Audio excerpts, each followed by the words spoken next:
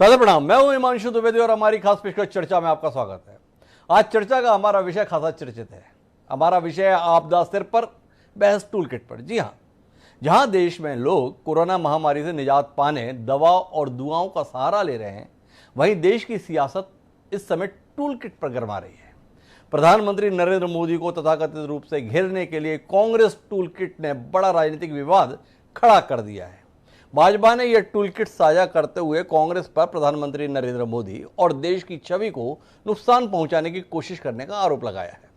वहीं कांग्रेस ने इस टूल किट को फर्जी बताया है और भाजपा नेताओं के खिलाफ जहां जहां उनकी या उनके सहयोग से सरकारें हैं, वहां पर एफआईआर भी दर्ज कराई है।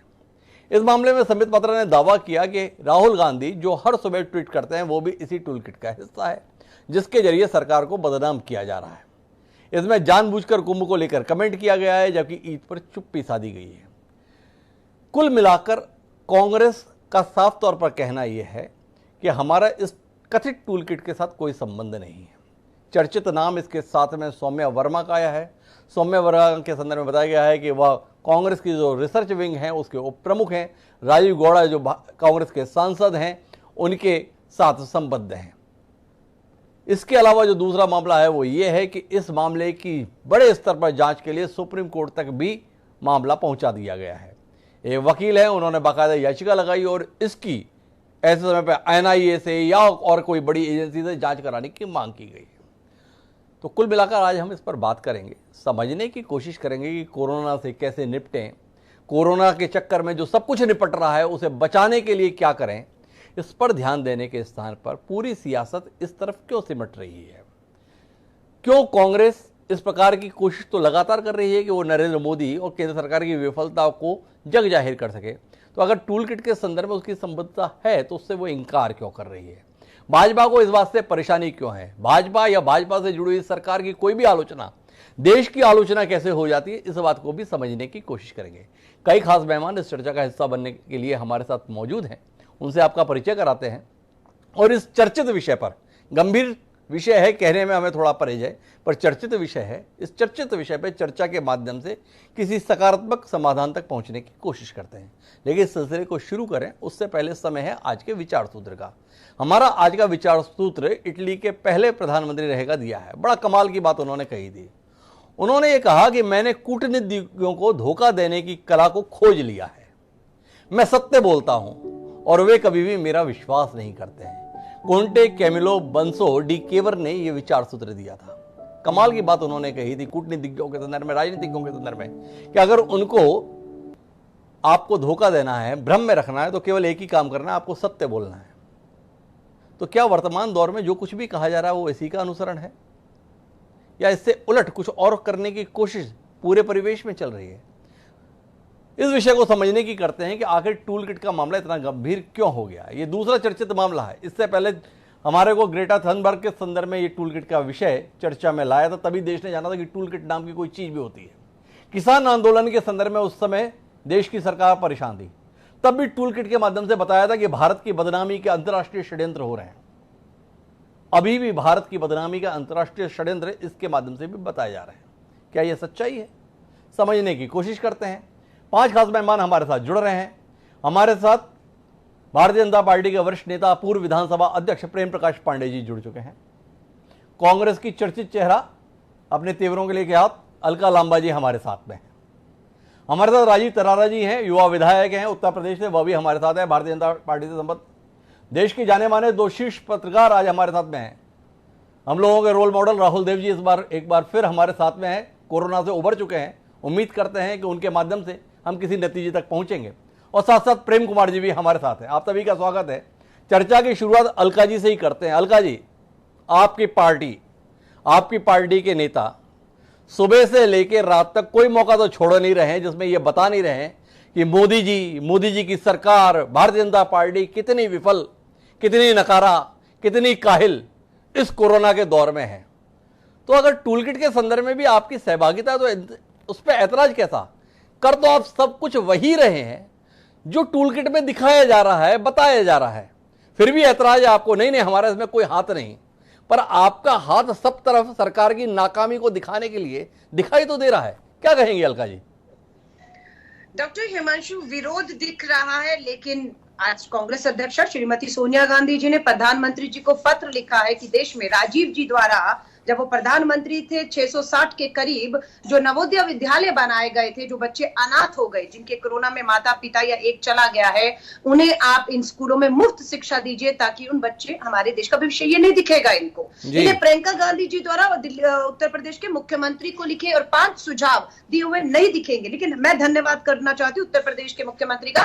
5 सुझाव में से जो 5वें नंबर का सुझाव है कि बढ़ती फीसें जो है उसको आप लगाम लगाइए। स्कूल बंद है, फिर भी अभिभावकों को एक भारी कीमत चुकानी पड़ रही है, आज उस पर भी फैसला ले लिया गया। तो हम देते रहेंगे सुझाव। अब ये सुझावों को विरोध माने तो ये इनके ऊपर है, लेकिन कांग्रेस देश हित में सुझाव देती रहेगी। टूल किट पे आती हूँ।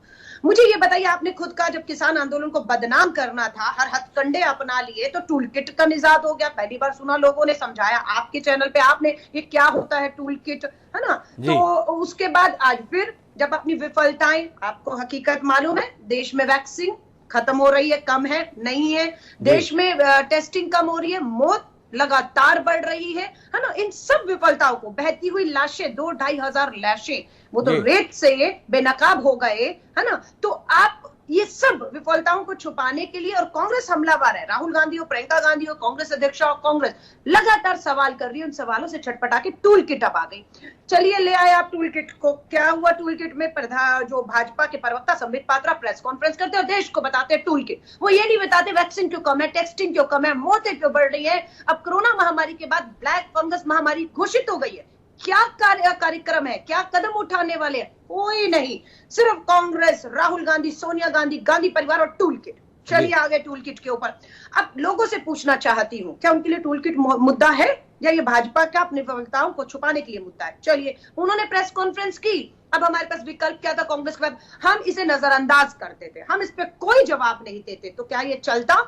ये हमारी चुप्पी साबित करती कि देखिए कांग्रेस बच रही है, कांग्रेस घिर गई है, कांग्रेस अब इस पे जवाब नहीं दे रही। तो हमने रास्ता चुना। रणदीप सुरजेवाला जी, हमारे प्रवक्ता, तुरंत आए और भाजपा के इन आरोपों को, उस टूल किट को, जो फर्जी टूल किट है, उसको, उससे बिल्कुल इंकार कर रहा। और घर नहीं गए भाजपा के पात्रा की तरह आरोप लगाए और घर जाके बैठ गए, जबकि गृह मंत्री इनका, सरकार इनकी, पुलिस इनकी, सीबीआई इनकी। लेकिन कांग्रेस ने वो काम किया, उन सबूतों को लेकर पुलिस में एफआईआर दर्ज करवाई। यही तक नहीं, ट्विटर को भी आज हमने लिखा है कि देश के भाजपा सबसे बड़ी पार्टी के अध्यक्ष जेपी नड्डा, संबित पात्रा, स्मृति ईरानी और इनके नेता झूठा फर्जी टोल किट और हमारे लेटर हेड, फर्जी लेटर हेड, फर्जी कांग्रेस के हाथ का निशान इस्तेमाल कर रहे हैं। इसलिए ट्विटर और एफआईआर कांग्रेस ने कराई है। भाजपा क्या कर रही है?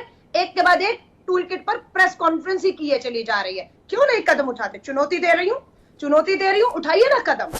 कहिए कांग्रेस देश को बदनाम कर रही है। मैं बीच में रोकता हूं आपको। आपने कहा कि कागज फर्जी है। राजीव गौड़ा जी का खुद स्टेटमेंट है, ट्वीट किया है कि हमारे यहाँ पे सेंट्रल विस्टा के संदर्भ में एक रिसर्च पेपर तैयार किया गया, उसको इसका टूल किट का हिस्सा बताते हुए प्रस्तुत किया जा रहा है। ये सच्चाई है। वो तो केवल सेंट्रल विस्टा के संदर्भ में ही एक रिसर्च पेपर तैयार किया गया था। क्या कहेंगे आप? फर्जी कैसे हो गया? कर रहे हैं जो राजीव गौड़ा ने कहा है वो आधिकारिक बयान है। बिल्कुल सेंट्रल विस्टा पर जो एक पेज वो दिखा रहे हैं उससे हम इंकार नहीं कर रहे। हम लगातार देश की सरकार से सेंट्रल विस्टा और मोदी महल पर सवाल उठा रहे हैं कि इस समय देश की प्राथमिकताएं क्या है, इस समय संसाधन और पैसा कहां खर्च होना चाहिए। बिल्कुल, लेकिन बाकी के जो 3 कागज है ना, जिसमें झूठे तीनों लेटर इस्तेमाल किए गए, झूठा उसमें हाथ का निशान, वो 3 फर्जी बनाए गए, खुद भाजपा मुख्यालय में बनाए गए और उसमें कहा गया ये मोदी जी को बदनाम करना है। जो Washington post, New York time magazine है, उन्हें हम तस्वीरें दे रहे हैं, वो हम पर निर्भर है जैसे कि, है ना। और मोदी जी की छवि, ये भारत का वेरिएंट बताया जा रहा है, भारत को बदनाम। ये सब इनके अपने फर्जी बनाए हुए टूल किट और फर्जी लेटरहेड पर फर्जी कुछ भी लिख दे। मैं अलग एक सवाल करता हूं आपसे। आपने ये बात लगातार ही कह ली। मेरा सवाल यह है कि जितनी भी बातें टूल किट में कोट की गई हैं, बताई गई हैं, उनमें से ऐसा कौन सा काम है जो कांग्रेस नहीं कर रही है? क्या राहुल गांधी सुबह उठते ही पहला काम, जैसे एक नियमित क्रिया के कुछ काम निर्धारित है, उनमें से एक काम क्या राहुल गांधी ने अपनी जिंदगी का शामिल नहीं करने कि उन्हें सुबह सुबह उठना है, उठ के जो है ब्रश करके और पहला काम मोबाइल उठा के मोदी के खिलाफ एक ट्वीट डाल देना है? उनका आज के संदर्भ में राजनीति का काम पूरा हो गया। क्या यह गलत है? क्या सेंट्रल विस्टा के संदर्भ में मोदी महल, क्या आप स्वयं उनमें से एक नहीं है जो लगातार ये बात बोलती आ रही है? जो उसके अंदर कहा गया। तो कुल मिलाकर जो बातें टूल किट में कोट की गई हैं वो सारी बातें तो आप कर रही है, तो ऐतराज क्या है भाई? आप मानते हैं कि सरकार विफल है, टूल किट बता रहा है सरकार की विफलता को बताना है, अपराध है क्या सरकार की विफलता को बताना? टूल किट से अपना पल्ला झाड़ने की इतनी कांग्रेस को बेचैनी क्यों है?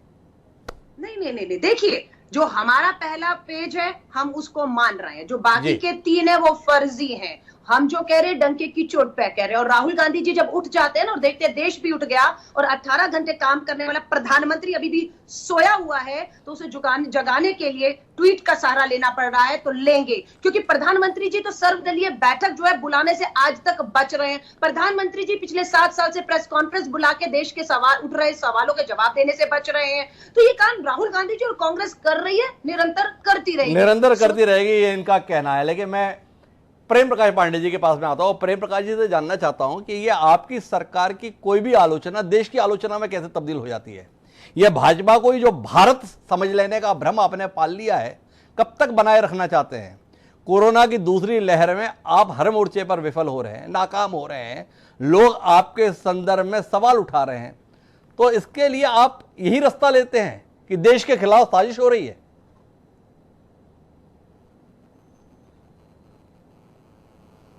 नहीं, ऐसा नहीं है। देखिए, सरकार की खिलाफत करना, हमारे देश के प्रधानमंत्री मोदी जी ने कई बार कहा कि भाई आप मेरा विरोध कीजिए जी, और भारतीय जनता पार्टी का विरोध करना, इसको कभी भी हमने देश का विरोध नहीं माना है जी। लेकिन जब जब देश का विरोध किया गया है, देश के नाम का दुरुपयोग किया गया, जैसे अभी आप सेंट्रल विस्टा में तो इन लोग मान ही रहे हैं जी, मोदी महल कहा गया। ये सबको मालूम है कि वो लोकसभा बन रही है।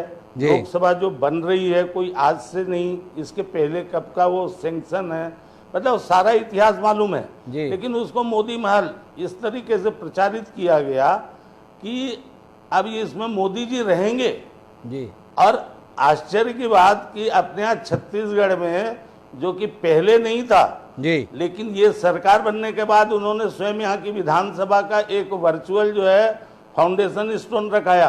बाद में तो कह रहे हैं पैसा ही नहीं था इसलिए उन्होंने कैंसिल कर दिया, ये जब बातें चली।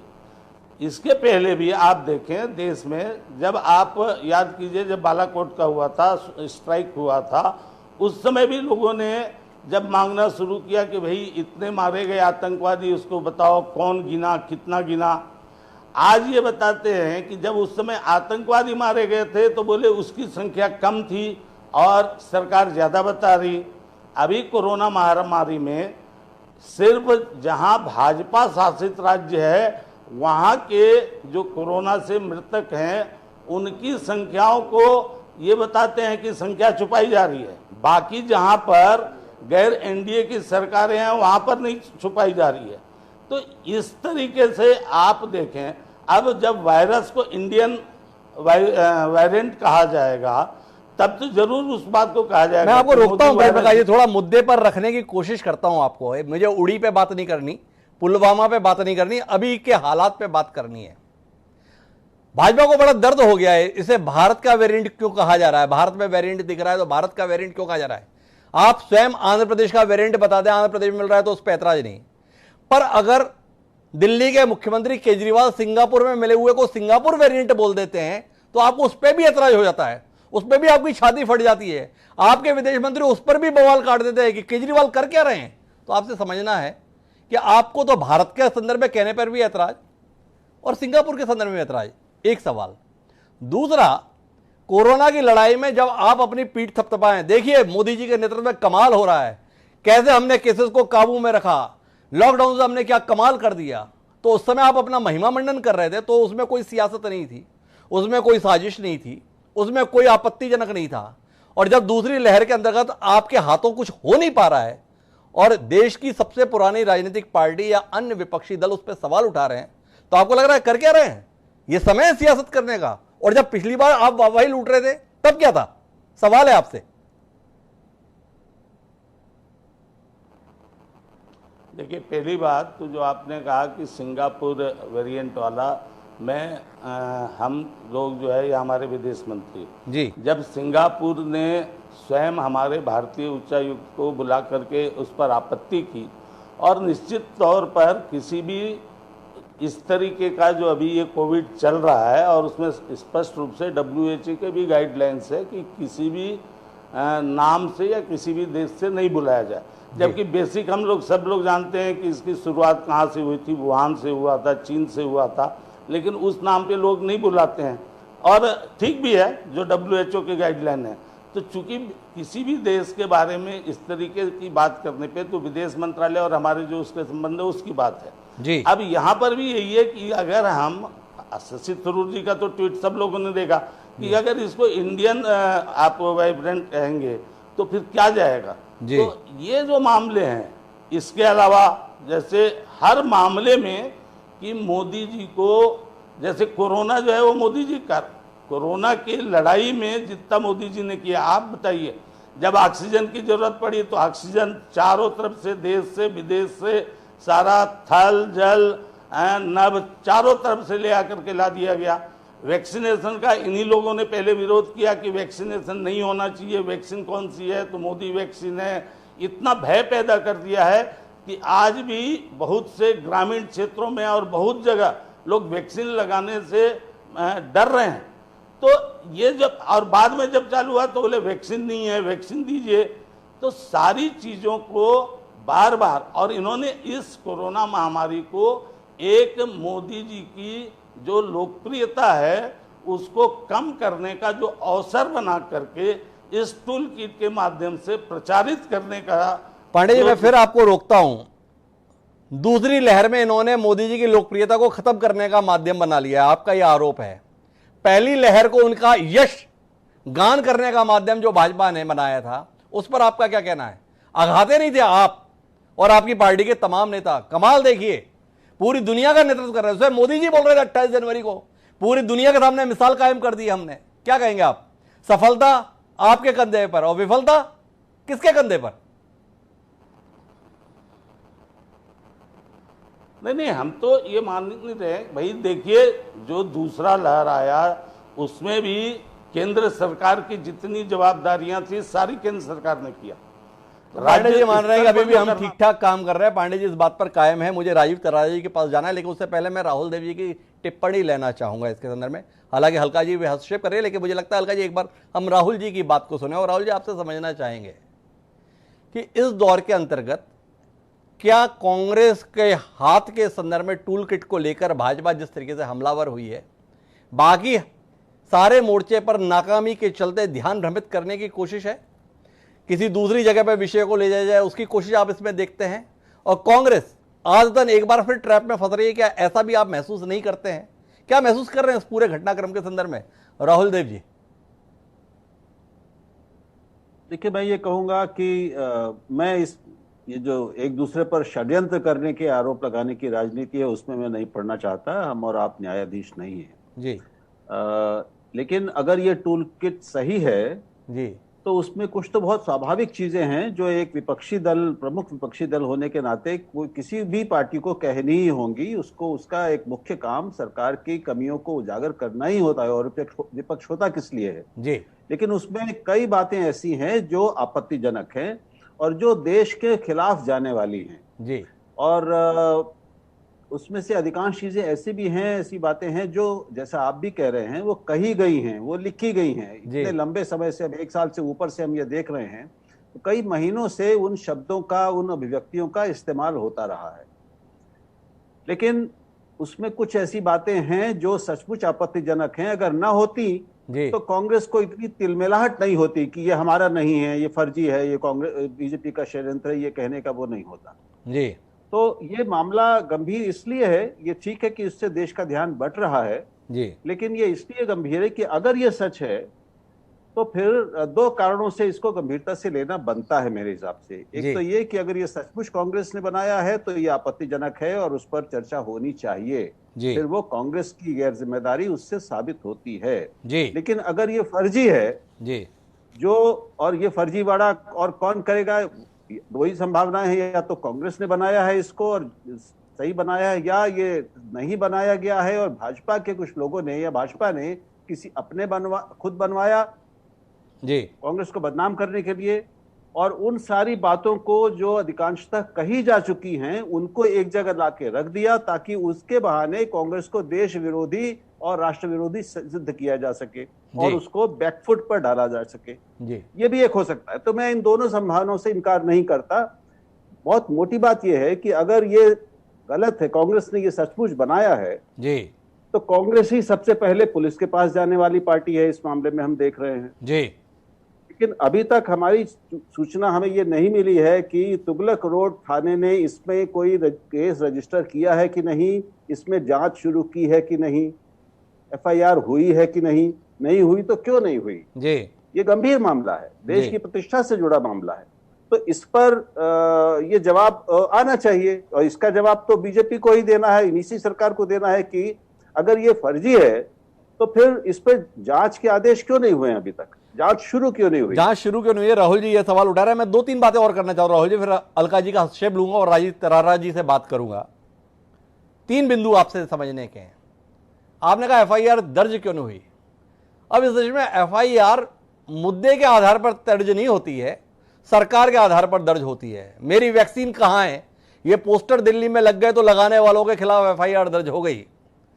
अगर डॉक्टर रमन सिंह और संबित पात्रा ने इसके संदर्भ में इस टूल किट को ट्वीट कर दिया तो छत्तीसगढ़ में एफआईआर दर्ज हो गई, झारखंड में भी एफआईआर दर्ज हो गई। तो कुल मिलाकर सरकार के आधार पर अब प्रकरण दर्ज होते हैं, मुद्दे की आधार पर दर्ज नहीं होते हैं कि वो सत्य है या गलत है।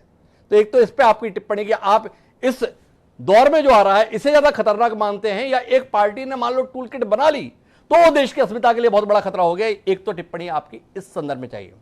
दूसरा मैं ये जानना चाहता हूं कि इसमें एक नाम आया है सौम्या वर्मा का।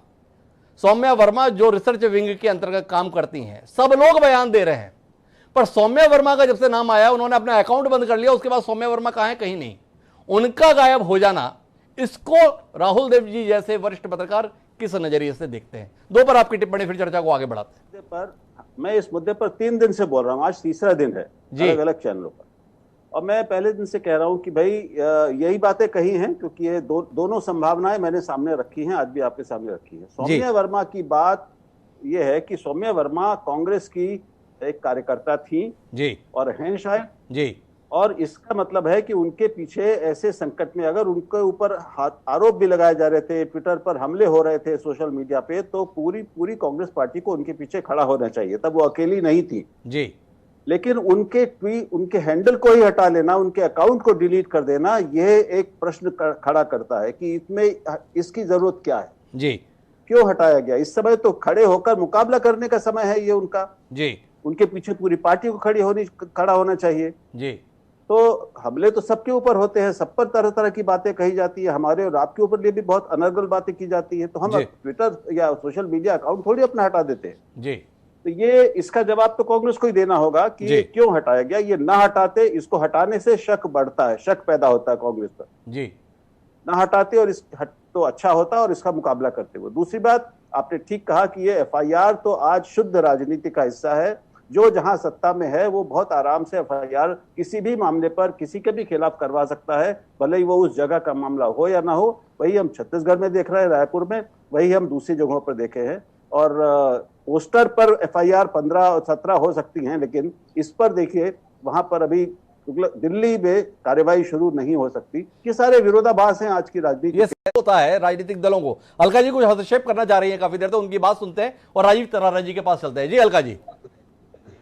देखिए, मैं अभी राहुल जी को सुन रही थी, उन्होंने कहा कि इस मुद्दों से, जो देश के अहम मुद्दे हैं, उनसे ध्यान भटकाने के लिए, तो ध्यान भटकेगा तो फायदा किसका होगा? किसकी विफलताओं पर चर्चा होना बंद होकर सौम्या पर चर्चा होगी? ये तो केंद्र की सरकार को ही सूट करेगा ना, कांग्रेस को तो सूट नहीं करेगा। और अगर सौम्या ने कुछ किया तो मतलब कि हम लोग मानकर जो चीजें चल रहे हैं उस पे आज अपना समय बर्बाद करके डिबेट कर रहे हैं। अगर कांग्रेस ने किया, मगर कांग्रेस तो आगे बढ़कर एफआईआर अपनी शिकायत लिखित में दे चुकी है। बिल्कुल सवाल है, क्या गृह मंत्री का दबाव है दिल्ली पुलिस पर जो एफआईआर दर्ज नहीं कर रही? वही मात्र एक पोस्टर पर विरोध नहीं था, सवाल था मोदी जी हमारे बच्चों की वैक्सीन विदेश क्यों भेज दी। मात्र एक सवाल पर आपने 25 लोगों पर एफआईआर करके जेल भेज दिया।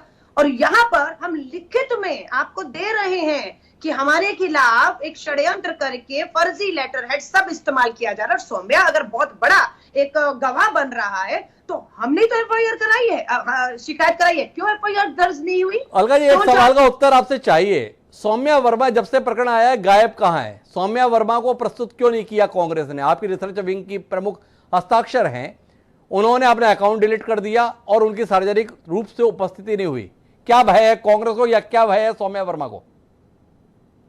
जो कोरोना महामारी और अब नया वेरिएंट ब्लैक वेरिएंट आ गया है ना, इससे ज्यादा पॉपुलर जो है भाजपा ने, राष्ट्रीय प्रवक्ता ने प्रेस कॉन्फ्रेंस करके सौम्या वर्मा को जो है वो केंद्र में ला दिया। और आज आपके चैनल पे बैठे या देश में लोग थर्ड वेरिएंट, थर्ड वेव नहीं पूछ रहे, सौम्या वर्मा पूछ रही है। तो कहीं ना कहीं भाजपा अपने मकसद में कामयाब होती हुई दिख रही है कि लोग सौम्या वर्मा कहां गायब हो गई ये नहीं पूछ रहे हैं कि ये जो कोरोना महामारी फैली हुई है वो बिल्कुल ठीक कह रही है अलका जी कि भाजपा कामयाब हो गई है, लेकिन आप नहीं मानती कि उसे कामयाब बनाने में आपकी बड़ी भूमिका है, अर्थात कांग्रेस पार्टी की?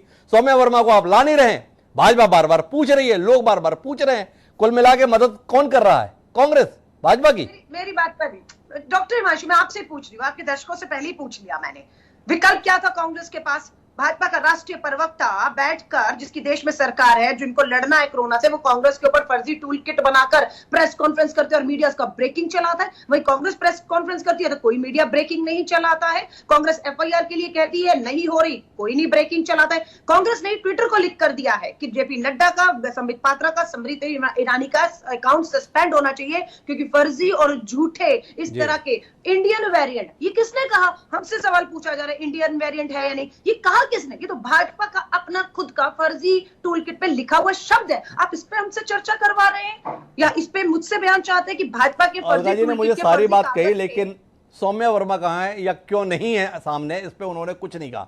हो सकता है बाद में वो बताना चाहें, लेकिन राजीव तरारा जी मैं आपके पास में आता हूं और टूल किट के संदर्भ में राहुल जी कह रहे हैं उसमें कुछ चीजें आपत्तिजनक, लेकिन मैं कुछ चीजों पर ही बात करता हूं।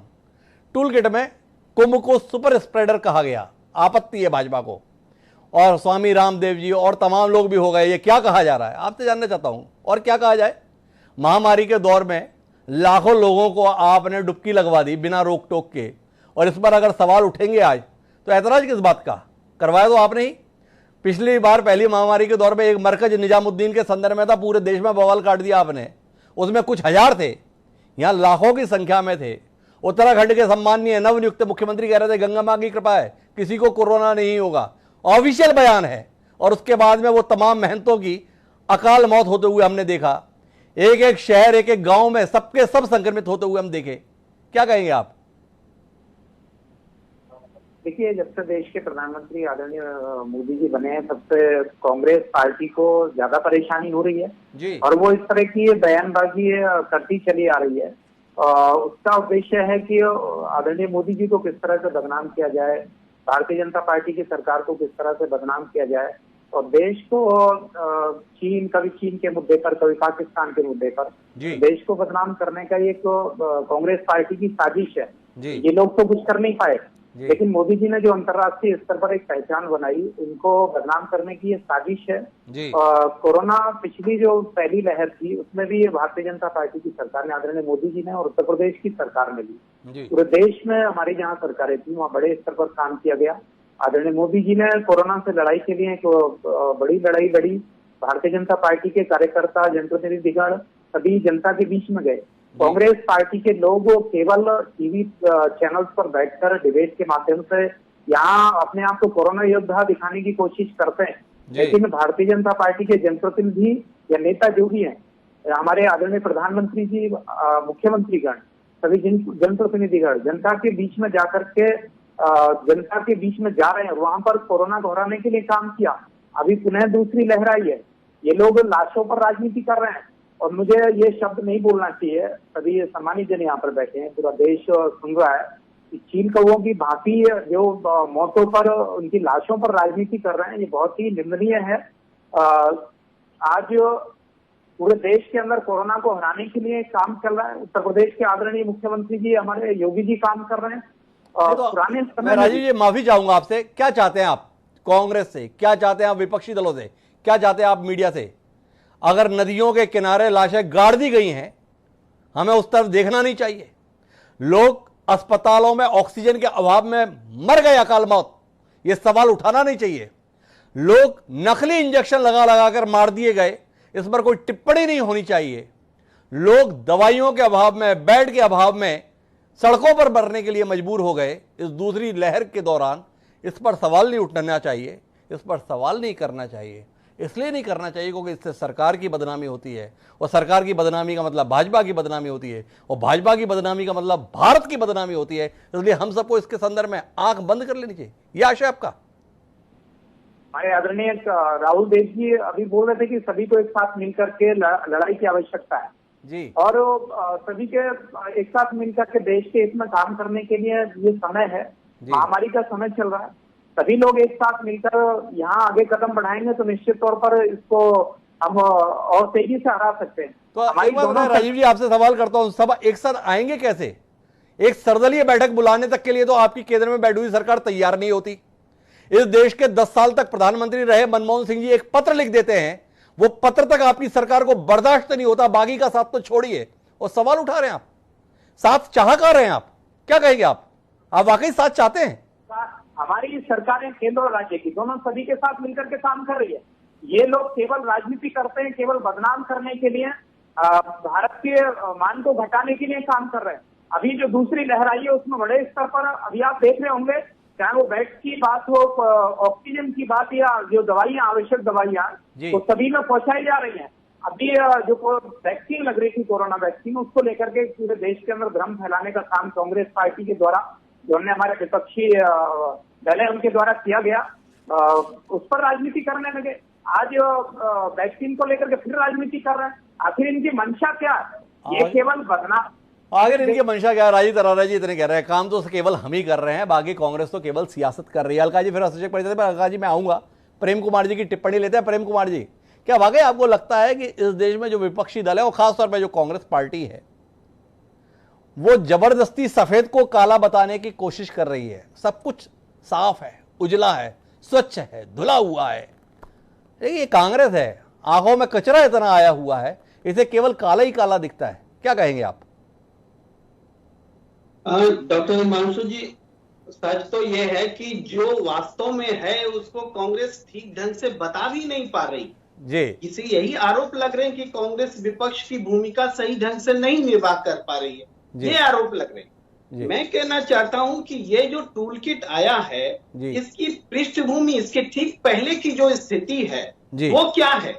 देखिए, विदेश में वैक्सीन भेजने का आरोप, उस पर दिल्ली में बहुत सारी गिरफ्तारियां, ऑक्सीजन की कमी से हुई मौत, एक भी प्रधानमंत्री जी का संवेदना वाला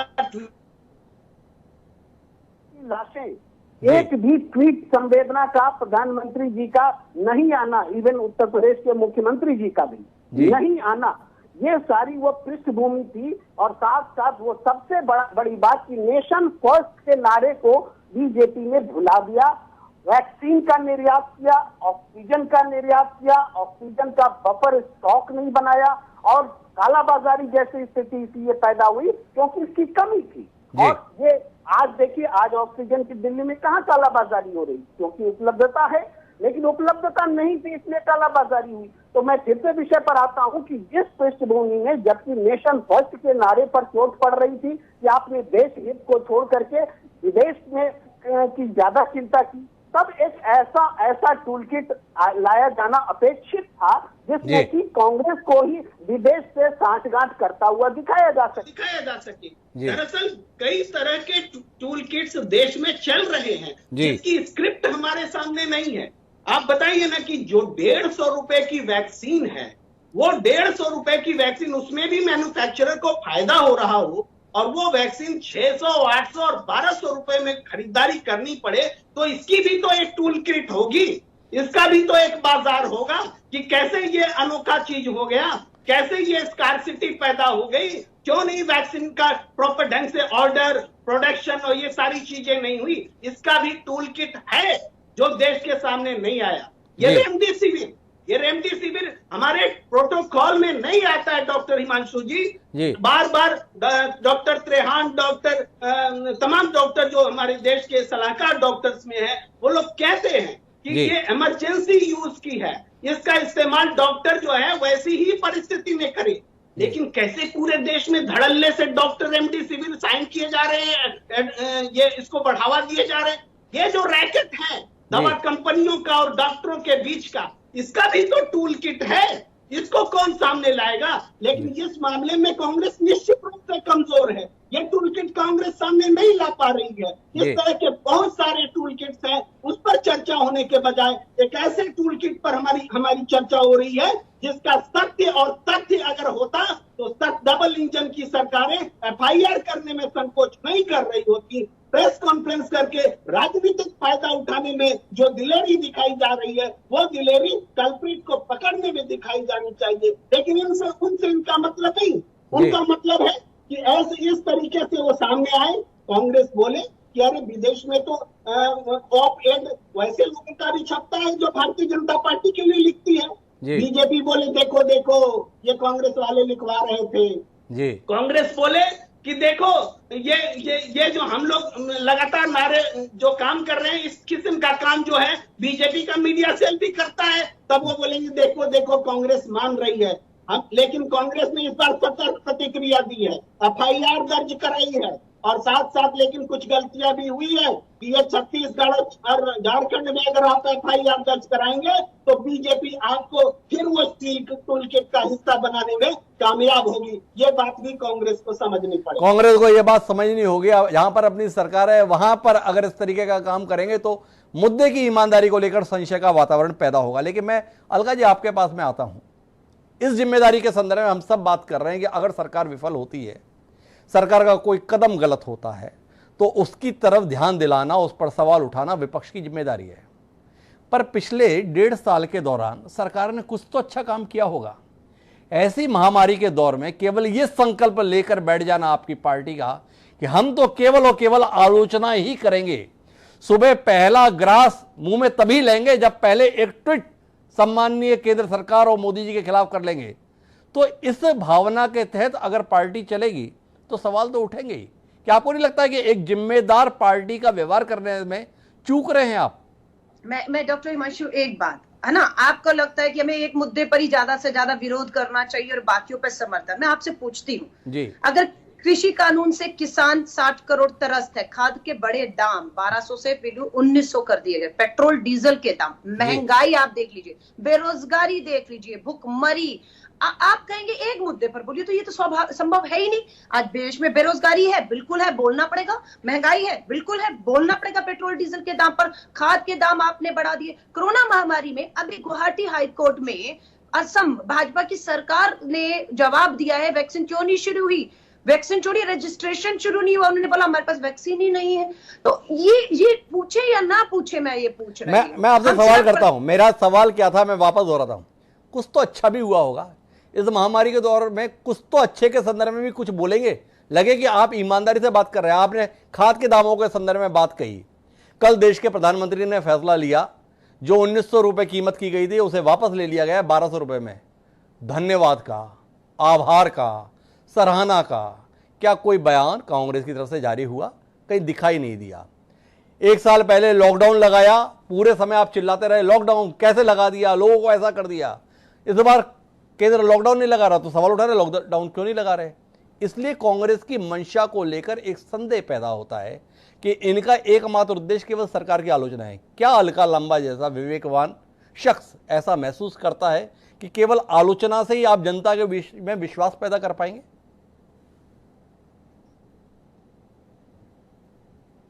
जी अलका जी। नहीं डॉक्टर हिमांशु, मेरी बात सुनिए। आप 2020 में लॉकडाउन का विरोध करना और 2021 में लॉकडाउन की तरफ बोलना, इसको कैसे मिला सकते हैं? एक साल पहले कोरोना महामारी के आंकड़े कितने थे और किस तरीके से तालेबंदी थोपी गई, प्रवासी भारतीय, बेरोजगारी, किस तरह से भुखमरी, लोग पलायन कर रहे थे, नहीं दिखा। एक साल के बाद हमें मालूम है, आप मजबूती से तैयारी कर ली होगी, हमारा विश्वास है। और हम आपको कहते हैं अब आंकड़े रोज आना, 3-3 लाख आंकड़े, 4-4 हजार, 4,500 मौतें हो रही है। आप सोचिए इसके ऊपर। अब कहते हैं आप सोचेंगे नहीं, तो ये तो बात नहीं हमने तब कहा था तो अब नहीं कहेंगे, ये कोई बात नहीं है। आपकी तैयारियां नहीं है, आपके पास वैक्सीन नहीं है। मौत के आंकड़े इसलिए बढ़ रहे हैं कि लोगों को वैक्सीन नहीं लगा है। मैं आपको फिर बता रही हूँ, आज भी सरकार कह रही है दिसंबर तक 200 वैक्सीन हम खरीद लेंगे। हम आगे की नहीं, पीछे का 1 साल के आधार पर बोल रहे हैं कि सिर्फ खोखले दावे कर रहे हैं आप।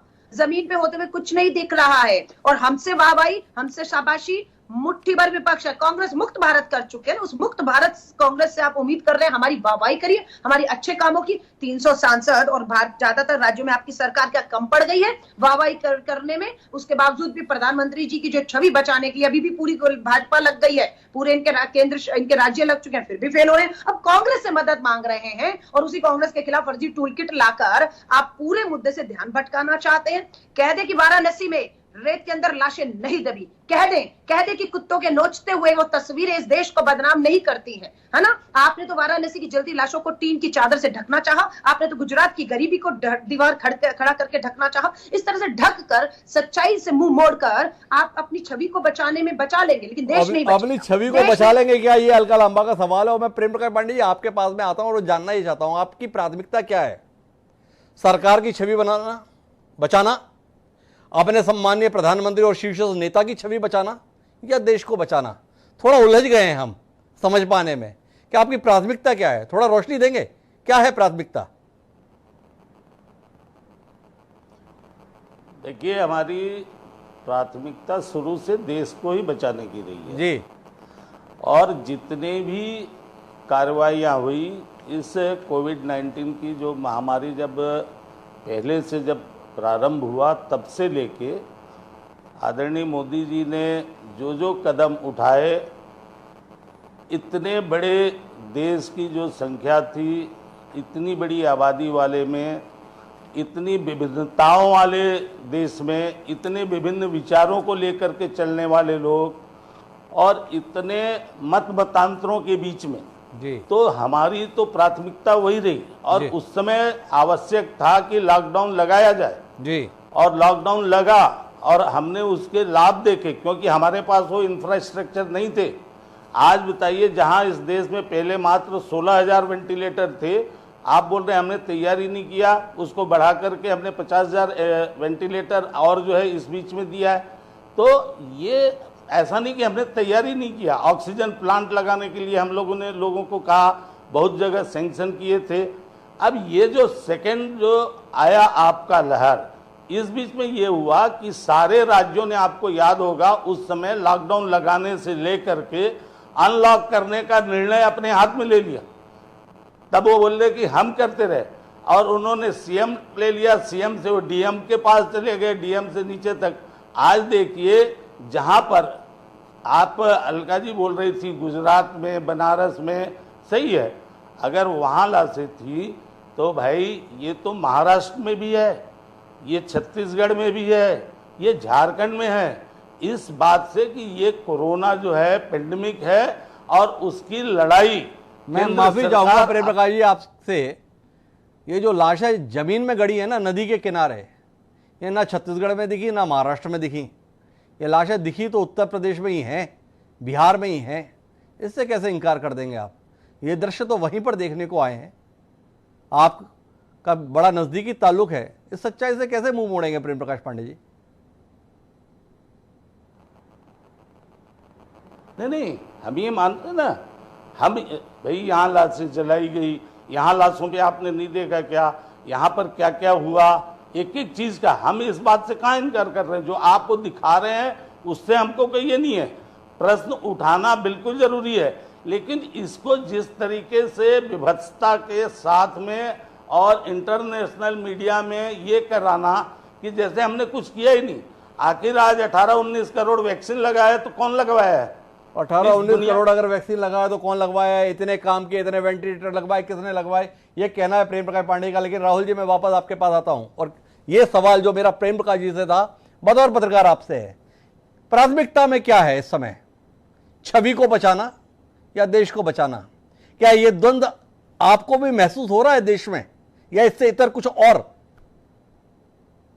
निश्चय ही महसूस हो रहा है जी। अब इससे ज्यादा इसकी पुष्टि क्या होगी कि इस सरकार के और इस भाजपा के परम प्रेमी और भक्त प्रशंसक अनुपम खेर को अब ये कहने पर मजबूर होना पड़ा कि सरकार का काम छवि निर्माण नहीं होना चाहिए।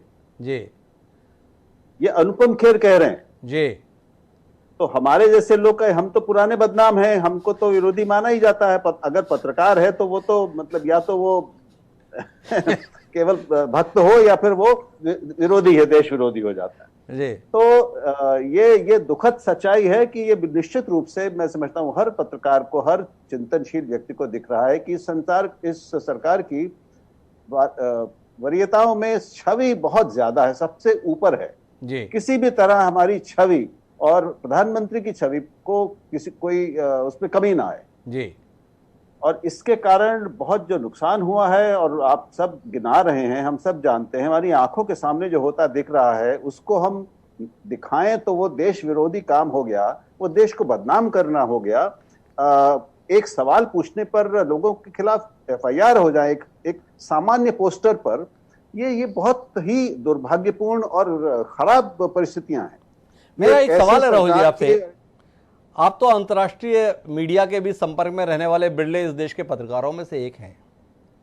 क्या कांग्रेस पार्टी की यह हैसियत महसूस करते हैं कि टाइम मैगजीन, वॉशिंगटन पोस्ट या न्यूयॉर्क टाइम्स में वह तय करे, इस देश के संदर्भ में उस अनुसार प्रकाशन करा ले? क्या ये कुव्वत, क्या ये काबिलियत, क्या ये क्षमता है? अगर है तो थोड़ा उसमें रोशनी दे। आपकी किससे पूछ रहे हैं? आप ही से सवाल है, इसका उत्तर देने के लिए मेरे पास इस पैनल में आपके अलावा और है कौन? ठीक है, इस सरकार में अधिकांश लोगों को मैं क्षमा चाहता हूं, यहाँ जो हमारे राजनीतिक मित्र बैठे हैं उनको नहीं पता कि अंतर्राष्ट्रीय मीडिया कैसे काम करता है, उनको ये भी दरअसल नहीं पता कि राष्ट्रीय मीडिया कैसे काम करता है जी। और मैं स्वयं इनमें से कई जगह गया हूं, जाकर देखा है, चाहे वो न्यूयॉर्क टाइम्स हो या वॉशिंगटन पोस्ट हो या दूसरी और हो। वो टाइम मैगजीन कहीं लें, उन्होंने, आप अगर देखेंगे 1914 के बाद से उन्होंने 4 या 5 बार मुख्य पृष्ठ छापे हैं, कवर स्टोरी की है नरेंद्र मोदी पर जी। पहली 3 कवर स्टोरीज बहुत सकारात्मक थी जी। बहुत उनकी छवि निर्माण करने वाली थी, उनकी प्रशंसात्मक कवर स्टोरीज थी जी। अब पिछले 2 या 3 बार से उन्होंने बहुत कड़ा रुख आलोचनात्मक अपनाया है। यही स्थिति इकोनॉमिस्ट मैगजीन की है। ये 2 संसार की सबसे प्रतिष्ठित पत्रिकाएं हैं। जब वो जब प्रशंसा करती हैं तब आप बिल्कुल मगन हो जाते हैं, जब आलोचना करती हैं तो वो फिर षड्यंत्र हो गया, वो देश को बदनाम करने की साजिश हो गई। ये बचकानापन है। इससे हम अपने आप को अंतर्राष्ट्रीय जगत के सामने बहुत अपरिपक्व सिद्ध करते हैं, अपने आप को अपरिपक्व साबित कर रहे हैं। हम इस प्रकार की बात के संदर्भ में छवि के प्रति अतिरिक्त आग्रह ही दरअसल समस्या बना हुआ है। राहुल देव जी भी इस निष्कर्ष में पहुंचे हुए हैं। एक बार अलका जी का हस्तक्षेप सुनते हैं और फिर राजीव जी के पास में चलते हैं। जी अलका जी। राहुल जी ने बहुत अच्छी तरह एक्सप्लेन कर दिया कि जो इंटरनेशनल मीडिया वो कैसे काम करता है। सही कहा कि प्रधानमंत्री जी की तारीफ की थी तो क्या सरकार के कहने पर वो टाइम मैगजीन प्रधानमंत्री जी की तस्वीरें छाप रहा था, जो आज कांग्रेस के कहने पर विपक्ष कर रहे हैं? अब मैं आपको थोड़ा सा बता दूं, छोटी सी बात। आज की डिजिटल वर्ल्ड है, आपको पता है हम घर में बैठे हैं, बंद कमरों में बैठे, इजराइल और पैलेस्टीन के बीच में क्या हो रहा है, पल पल की खबरें हम तक कौन पहुंचा रहा है? आज एक गांव का लड़का मोबाइल लेता है, फोटो खींचता है, टैग करता है, पूरे दुनिया में फैल जाती है। तो ये कहना ये काम कांग्रेस को करने की जरूरत नहीं है। बेहतर होगा आप इस पे ध्यान मत दें, क्योंकि आज पूरा विश्व जो है वो डिजिटल मीडिया के माध्यम से जुड़ चुका है। आप सच्चाई नहीं छुपा सकते। बेहतर है आप छवि की बजाय इनके ऊपर काम करें, इन्हें दुरुस्त करें, ताकि जो अखबारें, टाइम आपकी कभी तारीफ करता था, आज खिलाफ लिख रहा है, वो दोबारा तारीफ करें। हम भी ये चाहते हैं, हम भी ये चाहते हैं वो दोबारा तारीफ करें, अलका जी का कहना है। लेकिन मैं राजीव दरारा जी आपसे बिल्कुल एक अलग सवाल को लेकर आना चाहता हूं। जिस प्रदेश से आप ताल्लुक रखते हैं, उत्तर प्रदेश, उसमें कांग्रेस कौन से नंबर की पार्टी है तय करना जरा मुश्किल है। 3रे नंबर पे है, 4थे नंबर पे है, 5वें नंबर पे है। देश के संदर्भ में बात करें तो कांग्रेस की यह हैसियत आपके मुकाबले में पिछले 2 चुनाव में नहीं बची कि वह लोकसभा में एक नेता का भी पद हासिल कर पाते, विपक्ष के नेता का। ये कांग्रेस पार्टी है। उस कांग्रेस पार्टी को इतना ज्यादा महत्व इस दौर में, जिसे आप किसी लायक नहीं मानते थे, अचानक इतना महत्व क्यों दे रहे हैं? थोड़ा समझना चाहता हूं इस बात को। ये कांग्रेस इतनी महत्वपूर्ण अचानक आपके लिए क्यों हो गई है? देखिए, उत्तर प्रदेश में अपना अस्तित्व कांग्रेस खो रही है और ये बचा भी नहीं पाएगी जी। लेकिन जो देश विरोधी बयान होते हैं, जो राहुल जी के द्वारा क्या है, वो हमारे सर्जिकल स्ट्राइक हो उसके ऊपर बोलना, चीन के ऊपर बोलना, पाकिस्तान के ऊपर बोलना, जो देश को बदनाम करने वाले मुद्दे हैं, कुछ ना कुछ ऐसा बोलना। मैं एक बार रोकता हूं राजीव जी आपको। 2004 से लेकर 2014 के दौरान इस देश की सरकार के खिलाफ आपने क्या कुछ नहीं किया? उस समय कभी नहीं लगा कि यह देश के खिलाफ हो रहा है, यह भारत के खिलाफ हो रहा है। उस समय हमेशा लगा कि देश की चिंता के लिए आपके द्वारा यह उपक्रम किया जा रहा है, सरकार पर सवाल उठाए जा रहे हैं। पर जब से आपकी सरकार बनी है तब से यह बड़ा अचंभे का विषय है, जब भी सरकार ने कोई सवाल कर लो अचानक देश पर सवाल हो जाता है, देश के संदर्भ में सवाल हो जाता है। ये इतना बड़ा बदलाव आप लाते कहां से हैं? थोड़ा रोशनी देंगे। भाजपा ही भारत और भारत ही भाजपा, ये कमाल, इसमें थोड़ा रोशनी देना राजीव जी। भारत ही मोदी और मोदी ही भारत एक दूसरे के पूरक हैं, जो कि देश के हित में काम कर रहे हैं। अभी देश को बदनाम करने के लिए काम नहीं किया, मातृभूमि के लिए काम कर रहे हैं, देश के लिए काम कर रहे हैं। और हमारी जो भी सरकार है देश के हित में, देश को आगे रखते हुए देश के हित में काम कर रही है, देशवासियों की जान को बचाने के लिए काम कर रही है। इसलिए ये काम निरंतर आगे भी जारी रहेगा और हम इस पर, हम लोग, हमारे कार्यकर्ता कोई भी राजनीति नहीं। अच्छा राजीव जी, एक और बात बता दें, आपने ये तो बता दिया कि भारत ही मोदी जी भारत एक दूसरे के पूरक। थोड़ा उत्तर प्रदेश के संदर्भ में भी आपसे जान लूं, योगी आदित्यनाथ जी ही उत्तर प्रदेश और उत्तर प्रदेश ही योगी आदित्यनाथ, या इसके संदर्भ में कुछ अंतर है? हमारे देश का प्रधानमंत्री, यदि हम सब जो आजकल चल रहा है सबसे ऊपर उठकर अपने देश का मान को आगे बढ़ाने के लिए अपने देश के प्रधानमंत्री के प्रति अपने विश्वास को यदि जताएंगे तो निश्चित तौर पर पूरी दुनिया में एक संदेश जाएगा। भाजपा भारतीय जनता पार्टी की सरकार का उद्देश्य, आदरणीय मोदी जी का उद्देश्य देश को बचाना, देशवासियों को बचाना, यही उद्देश्य है।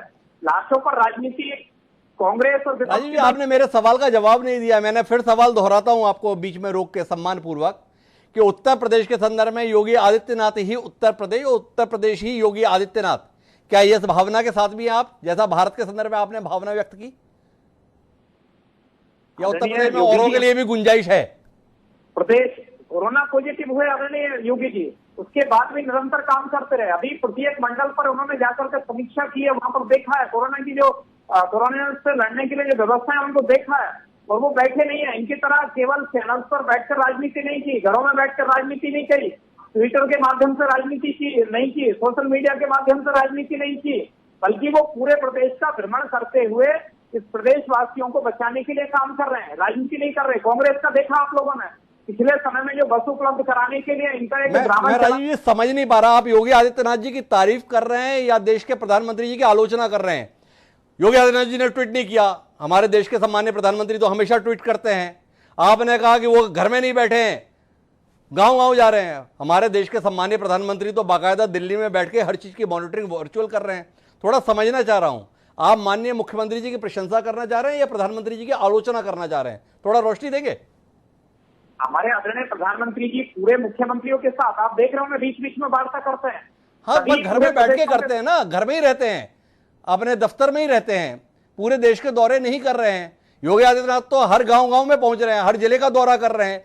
कोई रात ऐसी नहीं है जिसके अंदर वो अगले शहर में दिखाई नहीं देते हैं। तो आपसे समझना है, आलोचना किसकी है, आपकी सराहना किसकी है? आप योगी आदित्यनाथ की सराहना कर रहे हैं या माननीय नरेंद्र मोदी जी की आलोचना कर रहे हैं? बस इतना समझना था आपसे। देश को आगे बढ़ाने के लिए, प्रदेश को आगे बढ़ाने के लिए काम कर रहे हैं, आगे बढ़ाने के लिए काम कर रहे हैं। राजीव तरारा जी अभिभूत हैं और प्रेम कुमार जी, सारी बातचीत का मर्म इस पर आके खत्म हो गया है कि राजीव तरारा जी या भारतीय जनता पार्टी का यह मानना है कि मोदी जी ही भारत है, भारत ही मोदी जी हैं, एक दूसरे के पूरक है। तो अब इसके बाद में प्रेम कुमार जी या राहुल देव जी के लिए क्या गुंजाइश बचती है? जी, आपका प्रश्न ऐसा है कि गुंजाइश तो वाकई हमारे लिए कुछ नहीं बचती है। Modi is India, India is Modi. तो मगर थोड़ी देर पहले मेरा मन बीच में बोलने का हो रहा था, मैं उंगली दिखा रहा था जी। उत्तर प्रदेश में सिर्फ 3 शिक्षक मारे गए जी। तो मेरी आज उत्तर प्रदेश के बेसिक शिक्षा मंत्री जी से बात हुई, मैंने उनसे पूछा कि ये क्या माजरा है जी।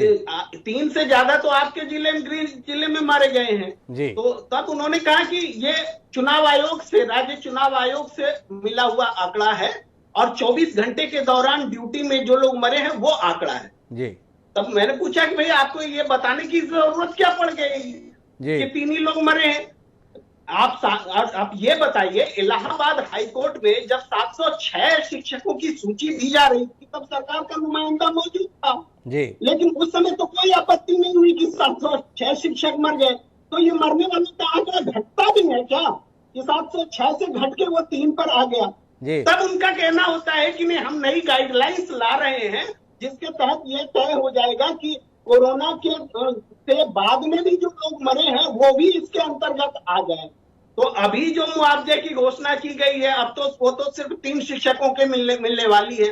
आंकड़ा बेसिक शिक्षक का 1621 जरूर है, माध्यमिक शिक्षक का 350 है, और वो लोग जो चुनाव ड्यूटी में गए इंजीनियर की संख्या 65 है।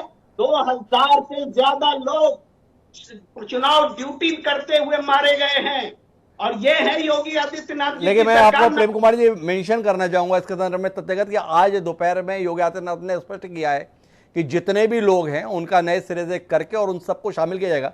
मुझे उम्मीद है कि हमें इसके संदर्भ में 2-4 दिन इंतजार करना चाहिए। जो संख्या आपने बताई उसके मुकाबले सरकार का आंकड़ा कहां पहुंचता है तो एक बार फिर हम इस पर बात करेंगे। लेकिन वापस हम अपने मुद्दे पर लौटते हैं, क्योंकि हमारी बातचीत देश के संदर्भ में कि ये सवाल बार बार उठ रहा है कि इस समय क्या टूल किट इतनी महत्वपूर्ण है कोरोना महामारी के दौर में, जब विफलताओं के या चुनौतियों के नए पहाड़ हमारे सामने हैं।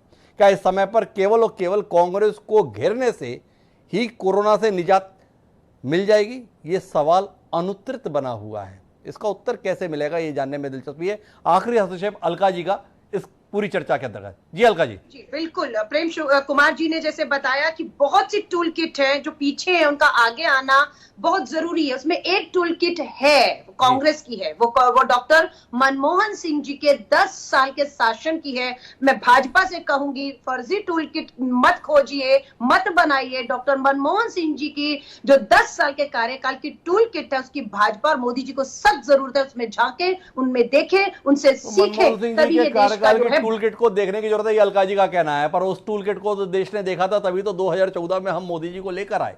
वर्तमान दौर के अंतर्गत इसमें कोई शक की बात नहीं है कि सरकार पर सवालिया निशान है, और वो सवालिया निशान दूसरी लहर में विभिन्न मोर्चों पर हासिल हो रही असफलता के चलते हैं। देखिए, इसके उत्तर देने के स्थान पर सरकार क्या दूसरे सवालों के माध्यम से उलझाने की कोशिश रखेगी, या इस देश को महामारी से निजात दिलाने के लिए वाकई जमीनी स्तर पर उतने सार्थक कदम उठाएगी जो समय की जरूरत है। आप सभी मेहमानों का बहुत बहुत धन्यवाद एक अहम मसले की चर्चा का हिस्सा बनने के लिए। अहम मसला इसलिए कि चर्चा में क्या विषय रहना चाहिए और चर्चा में विषय क्या है, इस पर हम कम से कम बात कर सके। समय है अब आज के शेर का। हमारा आज का शेर इन हालातों को समर्पित। इसमें एक शब्द है दैरो हरम, मतलब मंदिर और मस्जिद के संदर्भ में। तो ये कहता है हमारा आज का शेर कि हुई है दैरो हरम में ये साजिशें कैसी, कि हुई हैं दैरो हरम में ये साजिशें कैसी, धुआं सा उठने लगा शहर के मकानों से। तो अगर जहाँ पर लोगों की आस्था है वहीं से साजिशें होंगी तो फिर जाके शहर के मकानों में आग जलेगी ही, धुआं उठेगा ही। बेहतर होगा कि कुछ समय के लिए इस देश में सियासत बंद हो और उस समस्या का मुकाबला करने के लिए सभी लोग एकजुट हों, जिनके माध्यम से हम इस जंग को जीत सकते हैं। और इसमें पहल करने की जिम्मेदारी तो उस सरकार की है जिसको स्पष्ट बहुमत के साथ इस देश ने चुना है। देखें वो ये पहल करेगी। बहरहाल अब मुझे दीजिए याद, कल फिर मिलते हैं नए विषय के साथ। सादा प्रणाम।